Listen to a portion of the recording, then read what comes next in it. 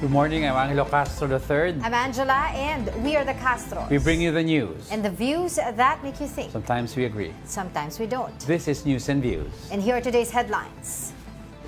Krising has intensified into a tropical storm as it approaches northern Luzon. It may make landfall over mainland Cagayan or Babuyan Islands this afternoon or evening. Authorities have recovered more sacks believed to contain human remains amid the ongoing search for missing Sabongeros. Senator Panfilo Ping Lacson clarifies that not all children will be legally obligated to support parents under his proposed bill. Strong Group Athletics Philippines cruised to its fifth straight win in the 2025 William Jones Cup with a dominant 107-75 rout of Chinese Taipei White. Tropical storm Krising maintains its strength as it moves northwestward towards mainland Cagayan. Let's get more updates from Pagasa weather specialist Dr. John Manalo. Doc John, thank you for joining us. Magandang umaga po. At magandang umaga po sa ating mga taga-subaybay. Alright, kahapon, I think the other day, nag-usap tayo na about yung updates, Krising. So today, where is the center of Krising and ano yung mga areas mostly affected? Kaninang 7 ng umaga ay huli po nating namataan itong si Bagyong Krising sa 250 kilometers east ng Tuguegarao City, Cagayan. Medyo papalapit na po ito. At yung mga maaapektuhan po ay yung mga nakataas na sa Tropical Cyclone Signal Warning number 2. Kasama po dyan yung probinsya ng Batanes, Cagayan, kasama yung Babuyan Islands, northern and eastern portion ng Isabela, Apayao Province, northern portion ng Kalinga, the northern portion ng Abra, Ilocos Norte at northern portion ng Ilocos Sur. Para lang klaro tayo, Sir John, ano pong oras yung what's the landfall forecast nitong Bagyong Krising? Apo, nakikita po natin na mamayang hapon or gabi ay magla-landfall na itong si Krising at bahagyang umakyat po yung track niya at medyo dun na siya sa Babuyan Island favorable. Pero ang magandang balita po ay hindi na ito mag-i-intensify bago mag-landfall. In-expect natin ng mga previous forecast natin na pwede itong maging severe tropical storm bago mag-landfall. Pero dahil sa unfavorable condition na mag-develop pa siya, ay nananatili itong tropical storm at nakataas lang sa signal number 2 at hindi na tayo magti-3 sa mga susunod na pag-passage nito. John, aside from yung nabanggit mong areas na kung saan may epekto ang Bagyong Krising, no? Meron ba siyang indirect effect sa ibang parte ng bansa? Opo, Sir Angelo, mahalaga na mabanggit po natin yan kasi merong yung ikot po ng bagyo ay pa-counterclockwise. Kaya yung sa baba niya, yung southwesterly winds na galing sa habagat, mas napapalakas po nito yung pool na yon o yung hatak na yon. At dahil po doon ay nagkakaroon tayo ng mga kaulapan at mga pagulan dito sa western part ng ating bansa. So asahan natin na may mga pagulan pa rin kasama yung Metro Manila at saka yung mga probinsya natin sa Central and Southern Luzon, even dito sa Western Visayas at ganoon din sa Zamboanga Peninsula. So para klaro lang, sa Metro Manila naman, parang rainfall ang babantayan natin dito? Opo, tama po yun. Rainfall po nadala ng habagat na pinalakas nitong si Bagyong Krising. So what kind of volume are we talking about? Nakikita po natin na posibleng makaranas tayo ng mga 50 to 100 millimeters, lalo na dun sa mga, meron po tayong weather advisory na tinatawag. At dun po naka-indicate kung ano-ano yung mga ina-expect natin na amount ng rainfall. Ang mahalaga din po siguro ay maintindihan natin yung difference ng yellow, orange at saka red sa weather advisory natin. Kapag yellow po, 50 to 100 millimeters, ay posible yung mga localized floodings, yung mga specific area ng mga pagbaha, lalo na sa low-lying areas. Sa orange naman po, posible na yung multiple na mga floodings. Pero sa red, ito na yung 200 millimeters and above, so widespread na mga pagbaha yung posible natin na ma-experience. And just to clarify as well, Sir John, kanina nga nabanggit mo, kapag nag-landfall itong si Typhoon Krising, hindi na siya mag-intensify. Pero meron bang posibilidad, katulad ng ibang mga bagyo before, na matunaw ito along the way or wala na? Siguro yung magiging kabawasan na lang sa development niya yung inaasahan natin na hindi siya matutunaw, magtutuloy-tuloy po siya, pero yung intensity bago ito mag-landfall, yung naging advantage, hindi na siya nag-intensify bago mag-landfall. Kailan aalis sa Philippine Area of Responsibility itong Typhoon Christine? Sa Sabado po ng hapon or gabi, at habang papaalis po siya, inote din natin na posible pa rin yung development niya na maging severe tropical storm. Meron ba tayong mga minamataan pang weather disturbances outside Philippine Area of Responsibility na maaaring pumasok sa atin? Sa ngayon po ay wala. Ang mas tinitignan po natin, pagkatapos nitong si Bagyong Christine, may cloud clusters na naman na namumuo sa eastern part ng ating bansa. At tinitignan natin kasi medyo malaki po yung chance na magkaroon tayo ng circulation dito. At baka, kaya monitor po natin ito at sumubaybay po tayo sa susunod na mga updates ng Pag-asa.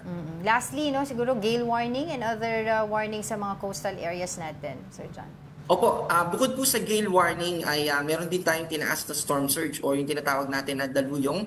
Ito yung babala natin dahil, by the way, if I may share po, yung storm surge ay yung taas ng alon na dala ng mga bagyo. Iba po ito sa tsunami, yung tsunami naman ay dala dahil sa earthquake. At yung babala natin sa storm surge ay maaaring umabot ng 2 meters yung nasa coastal yung level ng tubig o yung alon sa coastal areas. Kaya kung nakatira po tayo sa baybayin ng mga probinsya natin sa northern part ng Luzon, ay iwasan po muna natin o lumayo po muna tayo sa ating mga kabahayan at iwasan natin na maglayag, lalo na kung maliit yung sasakyan na pandagat natin. May nakataas din po tayo na gale warning dito, kaya iwasan din natin na mangisda muna at pumalaot. Alright, thank you for that. Pag-asa Weather Specialist Dr. John Manalo. Philippine Coast Guard divers recovered more sacks believed to contain human remains amid the ongoing search for missing sabongeros. Here's the report. Taal volcano experienced a minor phreatomagmatic eruption on Thursday afternoon, July 17, amid the 7th day of the search for the missing sabongeros. Maria Antonia Bornas, chief of the FIVOX Volcano Monitoring Division, emphasized that the eruption will not affect the Philippine Coast Guard's search and retrieval operations in Taal Lake. Bornas explained that the volcanic plume drifted southeast, opposite the retrieval site located in the northwest portion of the lake. Shortly before the eruption, divers discovered 4 white and blue sacks. May nahanap sa Taal Lake na human remains in the area pointed to us by our sources that were also identified by Totoy. This time, in the specific area, in the quadrant, kasi ano yan dinivide by quadrant yan yung area. In the specific quadrant, pointed out to us as a site where people were being disposed of.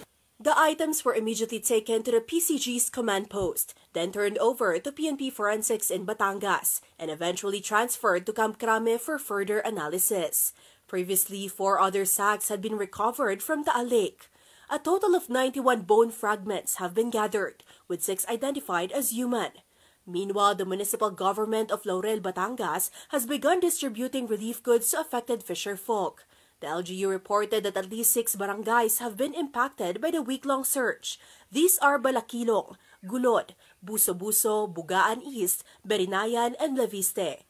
Local officials are currently studying the possibility of declaring a state of calamity to address the economic effects of the ongoing operations.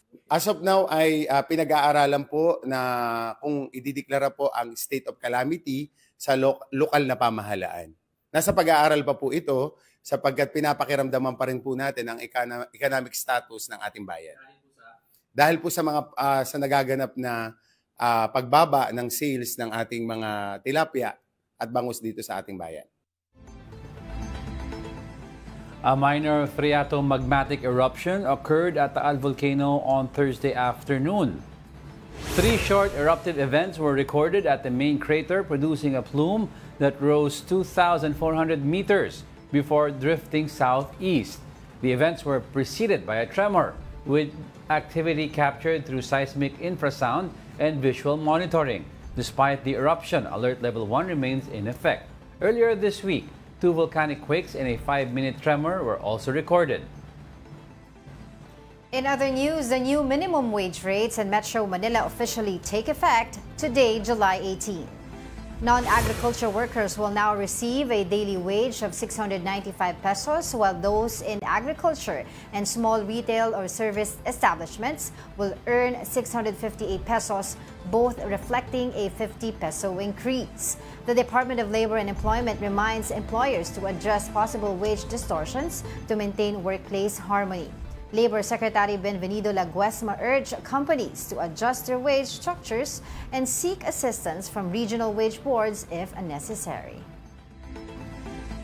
The Philippine National AIDS Council is set to roll out free condom distribution across Metro Manila. Let's discuss this further with Dr. Joselito Feliciano, Executive Director of PNAC Secretariat. Doc, good morning. Thank you for joining us. Good morning. Magandang umaga po. Good morning. All right, so let's talk about the high cases of HIV right now in the Philippines. And can you tell us more about this program, yung free condom distribution program na ginagawa po ninyo? Okay, currently, alam naman natin na malaki ang problema natin pagdating sa HIV. The DOH Epidemiology Bureau announced that currently we have this 140,000 cases. However, based on projection, by 2030, baka umabot na tayo ng mga 500,000 cases, no? Approximately 500,000 cases. And then also based on the statistics, ang nakakabahala rito is we have 550% increase from 2010 to 2023, increase of new cases. And also more than 500% increase in terms of AIDS-related deaths. So, isa pang another important message from the Epidemiology Bureau is that last year, meron po tayong almost half of the cases are coming from the age group 15 to 24 years old. So, nakakabahala po yan. Bakit po nakafocus po yung unang distribution natin sa Metro Manila? Does it mean po ba dito po yung bulk ng cases ng HIV sa Metro Manila? Okay, linawin ko po muna yung sinasabi nating condom distribution. Right. Actually, it's not condom distribution sa mga tao, no. It's giving access to people. Like for example, we will make this condom available sa mga motels, sa mga red districts areas, kung saan alam natin na merong mga nangyayaring mga risky behaviors, no? So what we're doing here is we want to give our people the opportunity to decide. Sila yung mismo magdidesisyon para sa kanilang sarili to protect themselves. Hindi po tayo mag-distribute isa-isa ng mga condom sa mga bawat tao, no? It's making the condom available and accessible. So magiging decision po ng bawat mamamayang Pilipino kung kailangan niyang bang gumamit ng condom or hindi. Doc, when you talk about AIDS, are we talking about full-blown AIDS or these are HIV pa lang? HIV pa lang po. No? Pag sinabi natin HIV, ito po yung virus mismo, Human Immune Deficiency Virus. No? So what we are counting, yung sa sinabi ko kanina, these are people living with HIV. AIDS po kasi is the late stage of people living with HIV. Ito na yung tipong mahina na ang kanyang immune system, hindi na makalaban sa mga diseases, simpleng disease. So talagang bagsak na ang immune system ng isang taong may PLHIV in this AIDS. It's a condition of people living with HIV. So you mentioned kanina yung cases na umaakyat, but these are just recorded cases. So in other words, is it possible na really mas mataas pa ang number na tinitignan natin given na hindi naman lahat ng tao ay nagpapatest? Correct. Totoo po yan. No? Tama yung sinabi nyo na maaaring mas mataas pa ang kaso. Kasi yung mga kinukuha natin na datos, yung nire-report, these are the people that has been tested. Pero meron pa po tayong hinahanap approximately mga 40 to 50%. No? So the estimate is by the end of 2025, we will have around 250,000 cases. So ang dami pa po nating hinahanap, and because of stigma, marami sa ating mga kababayan ayaw nilang magpa-test. So pag hindi ka kasi nagpa-test, hindi mo malalaman na meron kang HIV. Dahil ang mga sintomas ng isang taong may HIV is kaparehas din ng ibang sintomas ng ibang sakit. No? You mentioned So it's only the Go ahead po. Yes. But you mentioned earlier po that it's not really distributing the condoms, but you're making it accessible to places, as you mentioned earlier, bars, motels, and red light districts. Paano po yun? Ano yun? Nandun lang po sa counter? They can just get it? Ganun po ba? Okay. Alam natin, ang mga local government units, sila po yung mas may alam kung saan nila pwedeng ilagay ito. Okay. So sa ngayon, marami tayong makikitang condom distribution or dispenser sa ating mga workplaces. Merong mga gumagawa noon. And nakikita natin na nauubos talaga yung mga condom doon. No? Meron din tayong mga condom dispenser sa mga ilang gasoline stations kung saan na-access din ng public, which is, based on the report, mabilis din pong maubos. So, these are just additional areas kung saan mas alam ng mga local government officials kung saan nila pwedeng ilagay yon, no? Kung saan mas madali ma-access at mas lesser ang mga stigma na kukuha ng ating mga key populations. Doc, ang dami kasing rin reaction regards to the accessibility of condoms sa red light districts per se kasi based sa mga local government codes natin, red light districts are not really legal in nature. So by sabi nila, making it accessible sa isang red light district is tantamount to accepting it as legal. Hindi ba dapat we coordinate better with the local governments to ensure that these fly-by-night areas don't really have prostitution operations? Okay, sa ngayon po hindi pa natin to ginagawa. These are just proposals that are encapsulated sa kung sakaling maaprubahan yung executive order na nilatag po natin sa ating mahal na Pangulo, which is headed by Secretary Ted Herbosa. Isa po ito sa mga iniisip natin. Dahil nakita natin, base sa mga pag-aaral, these were the effective measures used by Thailand. Alam naman natin na yung Thailand, nagkaroon siya ng National Condom Program kung saan biglang bumaba ang number of cases nila. So these are the we're offering this as options po na hopefully na sa pakikipagtulungan with the local government areas and other sectors, mapigilan din natin ang pagdami ng HIV cases sa ating bansa. I was wondering po, what else are we doing to cover other bases? Yung what I mean by that is yung mga other means or avenues po na maaring maipasa ang HIV, because we all know naman po not just through sexual intercourse but yung sharing needles, blood transfusion, etc. You know that, all that. Pero what else are we doing po to cover such bases? Okay, I'm happy to share na currently nung nag-call si Secretary ng Whole of Government approach for this, marami na pong nagagawa. For example, the Commission on Higher Education, nagpalabas po siya ng resolution wherein ini-integrate ang HIV awareness sa curriculum. Alam naman natin na awareness is the number one kailangan natin, kasi based on survey, mababa rin po ang awareness ng mga Pilipino pagdating sa HIV. Bukod sa CHED, nagpalabas din po ang Civil Service Commission kung saan ini-integrate din ang HIV 101 sa mga orientation para sa mga government employees, And meron din silang resolution wherein kung saan pinapatatag din ang yung tinatawag nating redress mechanism. Kunyari, naka-experience sila ng stigma or discrimination, kung saan yung pwede nilang takbuhan. And then, bukod dito, ang pinakamagandang nangyayari po ngayon is yung involvement ng kabataan. The DILG together with the National Youth Commission and SK, meron ng rollout po ngayon ang mga SK in terms of intensified information campaign sa mga kabataan. With the previous report, with a span of mga 6 months, nagkaroon po tayo ng more than 80 na SK na nag-roll out ng HIV 101, which is a very good indicator na talagang gustong ma-involve ng ating mga kabataan. So dahil sila apektado rito, sila mismo rin ang nangunguna sa pagpapalaganap ng information campaign ng HIV. Pagkatapos po, meron pong ginagawa ngayon ang DSWD para naman po ito sa mga magulang, ipapasok din ang HIV 101 sa Parenting Effectiveness Skills na programa ng DSWD, kung saan dito mas target natin ang mga magulang dahil gusto natin sa bahay pa lang tamang impormasyon na makuha ng mga bata.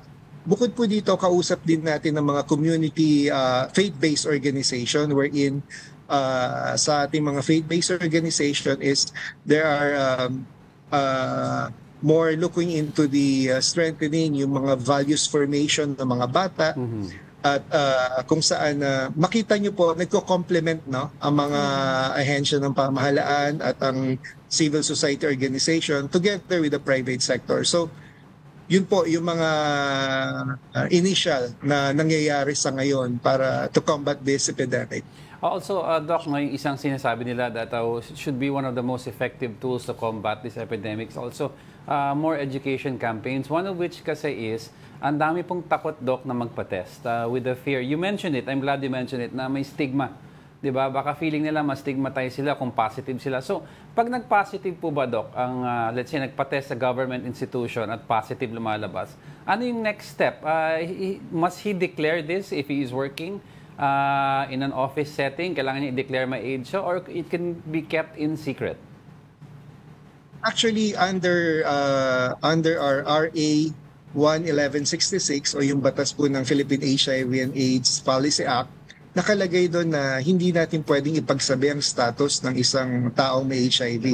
Yung pagpapatest pa nga lang, pwede na silang ma-penalize doon, no? Okay. At lalong-lalo na kung isa kang health worker, you can be incarcerated about 5 to 7 years in jail, no? So, napakalaking parusa. Kaya nga po sinasabi natin na huwag matakot magpa-test dahil unang-una sa lahat, libre ang pagpapatest, libre ang mga gamot sa ating mga government facilities, at higit sa lahat, definitely, it's a confidential thing. No? Meron pong confidentiality na napapaloob dito.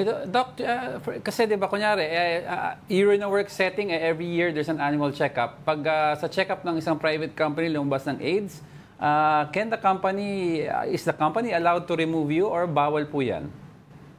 Bawal po yun. Okay. So dapat no matter what, the company should keep it in private against the work other employees and they cannot remove it for that reason. Yeah. Correct. Alright. Nasa batas din po yan. Alright, I have another question kasi, Doc, yung stigma na once you have HIV, supposedly, in the olden days, it was a death sentence for many, but now it's no longer the case, no? Baka you could share with us why it's no longer a death sentence. Okay. Ang HIV po, yung mga gamot for HIV ngayon ay napakagagaling. Isang best example dito is Magic Johnson. How many decades ng buhay si Magic Johnson?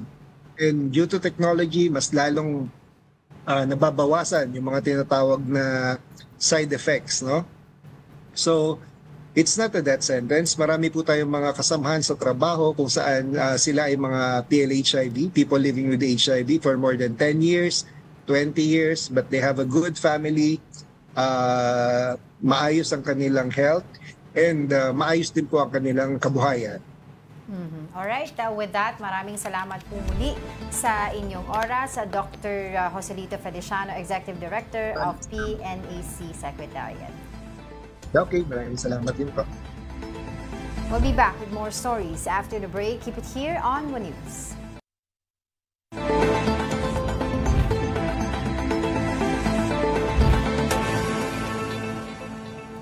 Good morning. You're still watching News and Views here on One News.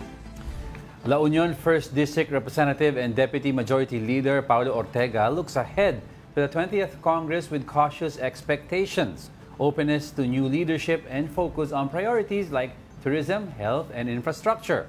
Mobile Journal Amy Atienza has the report. Deputy Majority Leader of the 19th Congress and re-elected La Union 1st District Representative Paulo Ortega V look forward in the convening of the 20th Congress. He says there is little expectation to take a role anew, but also sees the possibility of having new characters take on key House positions. For me, siguro, nag-expect pa rin ako ng some sort of personal lang naman na key position or kung ano man ang maitutulong ko sa House of Representatives, then kahit ano naman po yan, kahit saan tayo mailagay, tuloy po yung pagtatrabaho natin. Following reports of re-elected Ilocos Norte 1st District Representative Sandro Marcos up for majority leader contention, here is what Ortega has to say. He's very much qualified, pero titignan po natin, mahirap naman po na magbato ng mga pangalan na tingin natin. Kasi alam nyo naman po sa majority sa House of Representatives, marami pong magagaling at marami pong qualified na kasi kahit anong position, syempre, at the end of the day, position sa ka-title po yan, syempre yung resulta ang titignan natin, saka kung paano magtrabaho.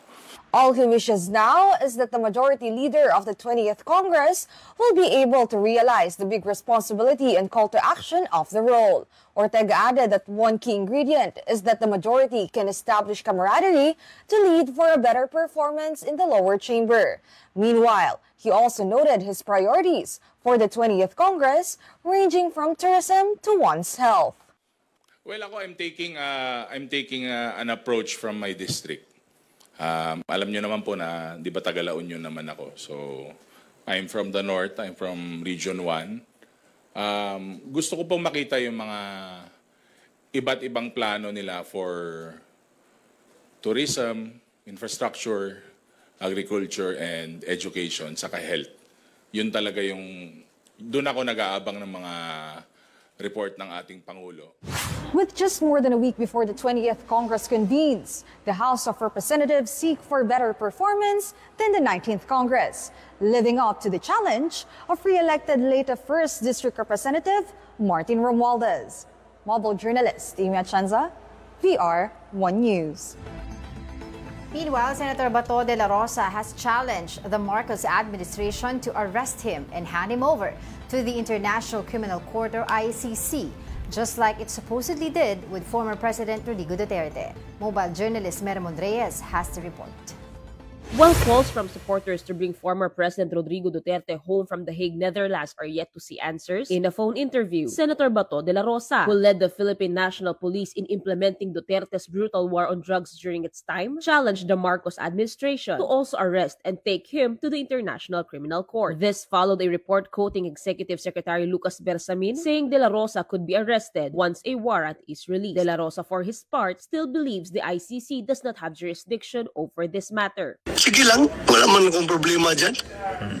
Gawin nila, gawin na anong gusto lang gawin. If they want to make another mistake, yung ginawa na kay Pangulong Duterte ay napakalaking mistake yun. But should there be an arrest warrant issued and to be implemented, will the ex-PNP chief turned senator face it? If you are facing a government that is not observing, is not trying to preserve its sovereignty, then I don't have to answer that question. I will close the bridge when the bridge is constructed. Senator Bato added that in the opening of the 20th Congress, before the reconvening of the Senate as the impeachment court, he hopes to settle the Senate's jurisdiction over the impeachment against Vice President Sara Duterte. However, he will not attend President Bongbong Marcos's State of the Nation address. No. Ayaw ko makipagplastikan. Alam nga naman pupunta ako doon na nakasimangot. Ano pa? Makipagplastikan ako doon sa mga congressman na masama ang loob ko. At mayroon din yung mga tao sa Malacanang na masama ang loob ko. Senator J.V. Ejercito meanwhile shared that to his knowledge, there might already be 17 to 18 senators supporting Senate President Chis Escudero for leadership. He called having Escudero as Senate President an advantage, especially with the impeachment proceeding needing legal knowledge. Because these are court proceedings, no? Lahat naman kami, no? We are versed with the parliamentary rules, pero iba po yung court proceedings. Parang mahirap yata mag-issue ng court rulings kung hindi ka abogado. I think malaking advantage kung si SPGs kasi nga abogado siya. Ejercito is expected to attend the 2025 SONA, hoping the country's infrastructure and energy status would be tackled, as these are key points for foreign direct investors. Mobile journalist Mermon Reyes, we are One News. The Department of Finance clarified that the Capital Markets Efficiency Promotion Act does not introduce a new tax, but instead seeks to fix what it described as an unfair system that favored the wealthy. According to the DOF, the measure standardizes the tax on interest income at 20%, removing the preferential tax treatment previously given to long-term deposits. This, the department said, ensures a more equitable system that benefits regular Filipino savers. Ultimately, the DOF said CIMEPA is designed to simplify tax compliance, attract more participation in capital markets, and foster a fairer and more inclusive financial system. Now, let's get more clarification on the new CIMEPA law. We have with us Assistant Secretary Carlo Fermin Adriano. He's the head of Fiscal Policy and Monitoring Group for the Finance Department on Zoom. ASEC, thank you for joining us. Good morning, and thank you for inviting me here. All right, perhaps can you enlighten us with this law na talaga naman pong pinagdedebatihan online? Yes, so again, we would like to clarify that we're not imposing a new tax. This tax on interest income has been there, has existed since 1998. So, ang binago lang po ng CIMEPA is that we standardize the tax on interest income to 20%. Before CIMEPA po kasi there are what we call preferential rates, such that if the maturity of your deposits is greater than 3 years, mas mababa po ang tax rate. Like for instance, if it's 5 years and above, maturity is 5 years and above, you're tax exempt. If the maturity is 4 to 5, you're subject to 5% tax. And if the maturity is in between 3 and 4%, you're subject to 12%. And according to our analysis, 99% of deposits are already subject to the 20%. And if you take a look at the data, so those who can actually park their cash for more than 3 years are typically the relatively wealthy. So this CIMEPA, by standardizing the tax on interest income to 20%, fixes this inequality in the tax system. So ASEC, in essence, are you sorry, para ma-clarify natin also for yung mga regular viewers na hindi masyado nakakaintindi ng ganito. In other words, are you saying you're only taxing the interest, not the principal amount itself? Yes. Wala po kami tinatax sa savings. Okay. So kapag nag-deposit kayo sa bangko, yung savings nyo, hindi po namin tinatax yun ever since. So, ang tinatax lang po is yung interest income from your savings. So kunyari, nag-time deposit ako, ASEC, ng 5 million, tapos ang 5% ang interest rate ko, yung sa 5%, yung nag-gain ko over 5 million, yun ang isa-subject nyo sa tax. Yes. Okay. And clarify ko lang, ever since meron na po tayong tax sa interest income. Ayun. And also yung kasi yung inintindi nila na the longer you save, the mas mataas ang taxation, no? So in other words, is this a way of saying that you're stimulating those who have bigger money to spend it after, kunyari, kumita na kayo nag 5 years ka na di ba, sa interest, gumastos ka naman ng konti. Ganun ba ang pakay nito also? Hindi po. Ang pakay po talaga nito is equitable taxation. Kasi nga po, kapag more than 5 years, tax exempt ka nga po. So, and as mentioned earlier, typically, yung mga nakaka-avail ng gantong klaseng preferential rates are the one with a lot of extra cash. Yes. So, dahil kulang namin yung sistema na hindi pantay na pagbubuwis.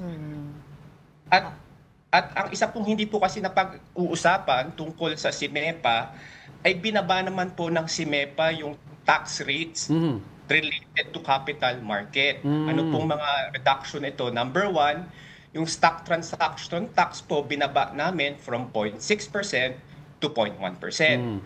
Tapos binaba rin po namin yung documentary stamp tax on the original issuance of share from 1% to 0.75%. Okay. At huli po, inalis po namin yung documentary stamp tax related po sa mutual funds sa mga UITF. And the goal really of CIMEPA, and if you take a look at the title of CIMEPA, what is CIMEPA? Is Capital Market Efficiency Promotion Act.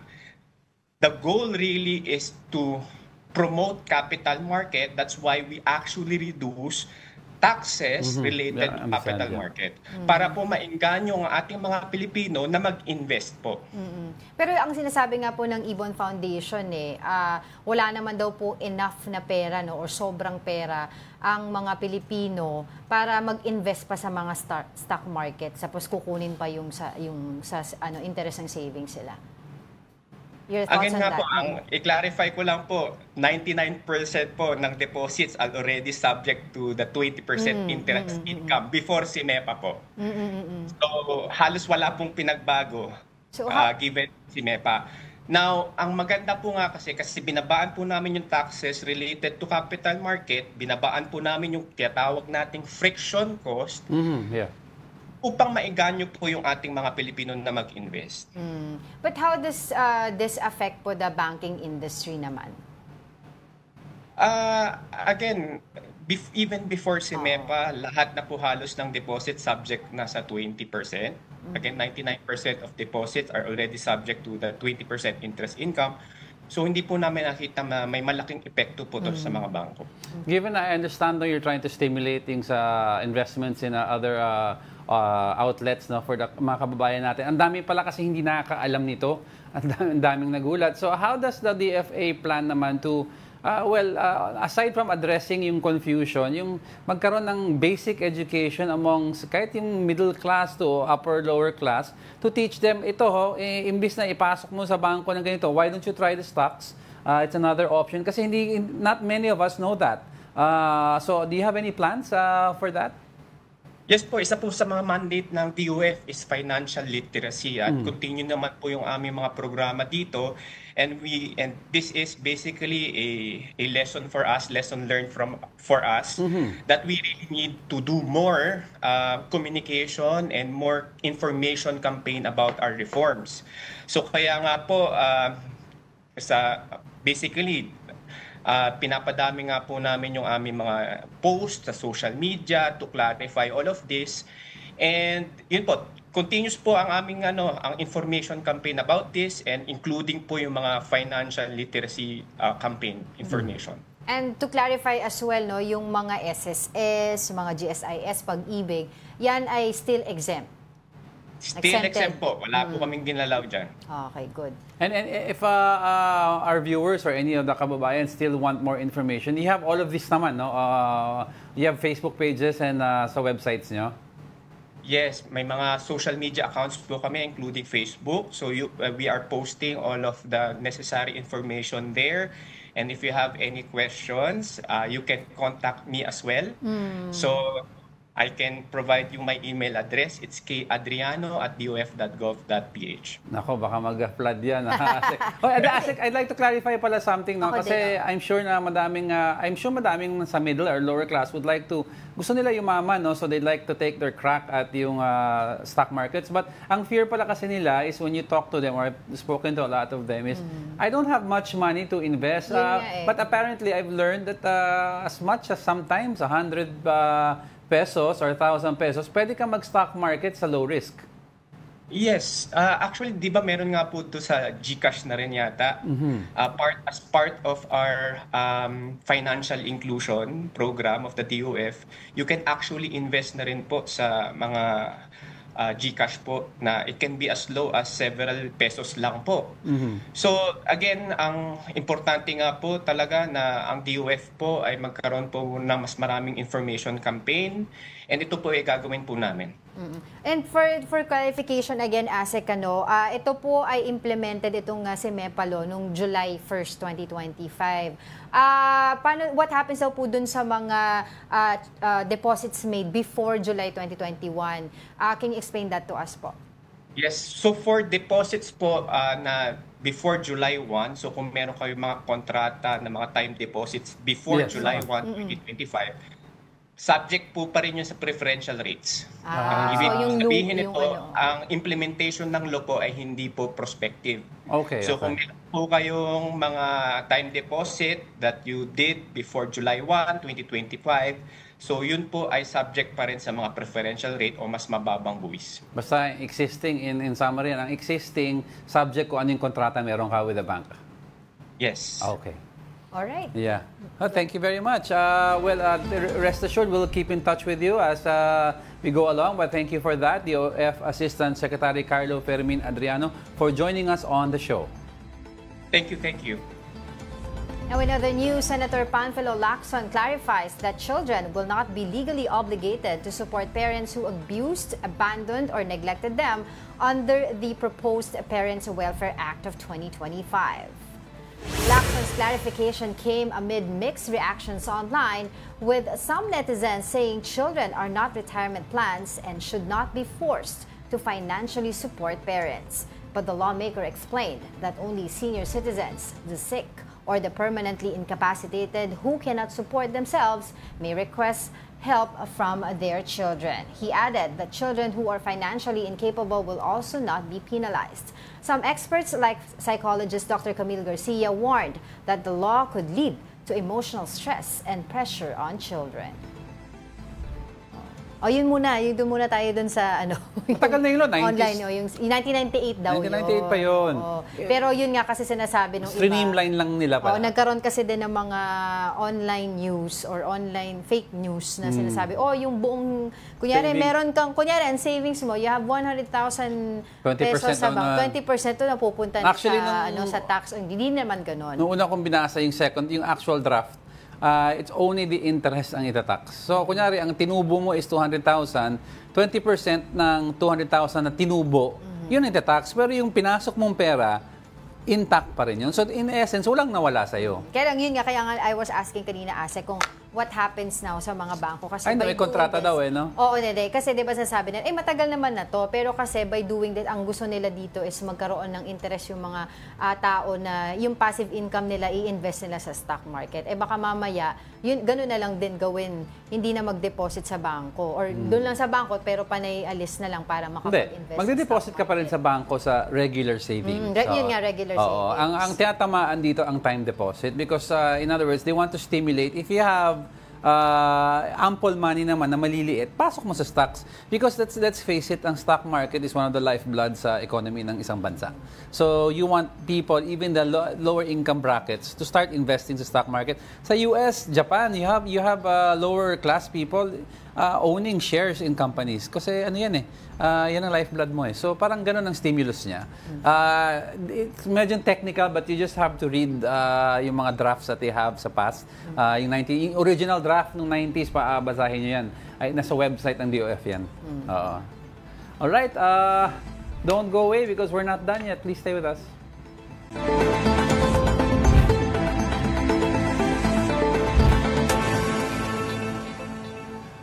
Welcome back. You're still watching News and Views here on One News.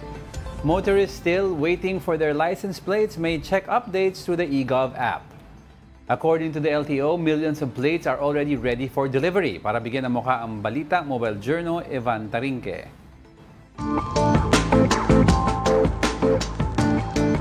Umabot sa mahigit isang dekada ang pag-aantay ng ilang motorista para lang sa isang bagay, ang kanilang plaka. Ngayon, good news dahil ayon sa LTO, tuloy-tuloy na ang distribusyon at lahat ay makakakuha na. Matapos ang mahabang panahon ng paghihintay, nasa 18.5 million na plate numbers na ang naproduce ng LTO noong June 30. Isang malaking hakbang para tuluyang maubos na ang backlog na nagsimula pa noong 2014. Kung hahatiin, nasa 11.9 milyong motoplates ang nagawa at 6.7 million naman para sa mga four-wheeled vehicles. Ayon sa LTO, priority muna ang mga plakang naantala noon dahil sa mga issue sa procurement at administrative delays. We have already produced 5.4 million motorcycle plates which effectively eliminates the backlog. Wala na tayong backlog sa motorcycle plates. Sa mga numero, Luzon ang pinakamalaking backlog na nasa 2.4 million at 1.4 million naman galing sa Metro Manila. Sa Visayas naman, 670,000 ang kulang habang 1 milyon sa Mindanao. Sa mga rider na di pa alam kung nasaan ang kanilang plate, huwag mag-alala, pwede nang i-check ito online. Sa eGov.ph mobile app, maaaring matrack na ang status ng inyong plaka. Hanapin lang ang LTO icon, itabang LTO tracker, ilagay ang iyong plate number o motor vehicle file number at wala, malalaman mo na kung ready for pickup na ito. kaya naman siya. Na-stress test naman to through the help of DICT. Ipapasok na siya sa eGov. Ayon sa LTO, tapos na ang paggawa ng milyong-milyong plates. At ang next step, may pamigay ang lahat bago matapos ang taon. Ang challenge lang ngayon is yung distribution kasi in-bulk kita. LTO is planning to have this distributed in about 1 million per month. Sa wakas, ang plakang parang iniwan ka sa ere ng ilang taon ay paparating na rin. Kaya sa mga motoristang matagal nang umaasa, baka ito na ang taon nyo. Mobile Journal Ivan Taringki po hatid ang muka ng balita. Now in sports, strong group athletics Philippines stayed unbeaten in the 44th William Jones Cup, crushing Chinese Taipei white. Tajuan Agi led the charge with 25 points in just under 16 minutes, powering a 39-24 first quarter lead that ballooned to 61-33 by halftime. The Filipinos also broke out of a shooting slump, drilling 14 triples at 45% clip. Ian Miller added 13, Javi Gomez de Liano had a double-double, and Kiefer Ravena chipped in 11 points and 6 assists. Strong Group also dominated the boards and dished out 27 assists. Now at 5-0, the team faces Malaysia next before a crucial showdown against also unbeaten Bahrain. Doy, shoutout lang sa sa eGov app. Sabi 24 hours. Ay, sa license? Pa-renew ako license. Hindi pa rin? 1 week na. Wala pa? Walang response. So, kala ko ba 24 to 48 hours? Wala lang. Mabatil. But may mga class suspensions today. So, we'd like to read them out. Let's start off with sa Metro Manila. We have Caloocan City, face-to-face classes in all levels, public and private. Las Piñas, face-to-face classes in all levels, public and private. Malabon, all levels, public and private. Mandaluyong City, all levels, public and private. Marikina City, all levels, public and private. Face-to-face classes in all levels naman sa Muntinlupa for both public and private. Parañaque City, all levels pa rin, public and private. Ito, Pasay City, face-to-face classes in all levels, public and private. Pasig City, face-to-face classes in preschool to senior high school, public and private. Pateros, all levels. Quezon City, ang afternoon classes, kinder until grade 12 for public only. San Juan City, all levels, public and private. Taguig, face-to-face classes in preschool to senior high school. Valenzuela City, preschool to senior high for both public and private. For other areas sa Philippines, you could check out yung sa One News pages natin. Of course. 1PH sa TV5. Halos buong Metro Manila na po walang pasok. So, ang natitira na lang po ay Manila. Malamang waterproof po ang mga estudyante sa Manila. Mga reklamo daw nila Pero yung sa kasi, yung mostly affected ng Typhoon Crising, yan, definitely wala talagang pasok dyan sa mga Negros Occidental. Yan. Tapos ito nga, kasi signal number 2 na yung Batanes, Cagayan, including Babuyan Islands, northern portion of Kalinga, Ilocos Norte, northern portion of Ilocos Sur. Yan yung mga areas na definitely wala ng pasok sa signal number 2. I remember yung kausap natin si Congressman Roman Romulo, kung nag-declare ang area ng school nyo na walang pasok, na may pasok, tapos pero yung area mo is medyong tinamaan sa walang pasok, then it's a discernment na ng magulang yan na mag-decide if it's safe enough for your child to go to school. But it's better to check out yung mga advisories across all yung mga media outlets na... Of course, One News. One News. Pag-asa's website is also there. Meron sa One News, 1PH, TV5, yun.